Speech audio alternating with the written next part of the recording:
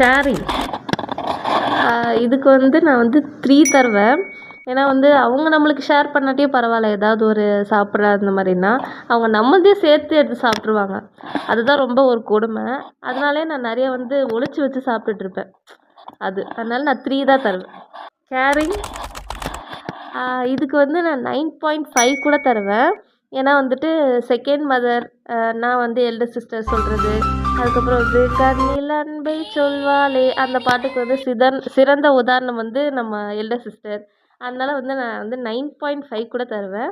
Sleeping. இது வந்துட்டு நான் +100 கூட தருவேன். எவ்வளோ ப்ளஸ் போட்டாலும் இதுக்கு பத்தாது. ஏன்னா வந்து சரியான கும்பகர்ணத்துக்கு தூங்குவாங்க. எப்படி தான் அப்படி தூங்குறாங்கன்னு எனக்கு தெரியல. நம்மலாம் வந்து தூங்கணும்னு நெனச்சா கூட தூக்கம் வர மாட்டேங்குது. அவங்க செம்மையா திருப்தியா நிம்மதியா தூங்குவாங்க. அதனால நான் +++100 கூட தருவேன்.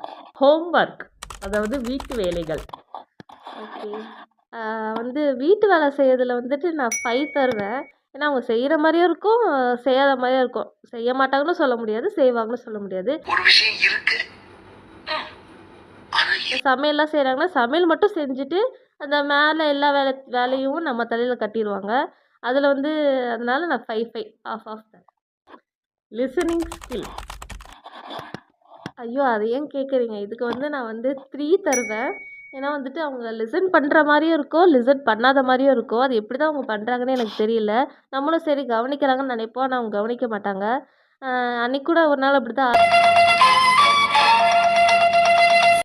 Okay okay okay okay.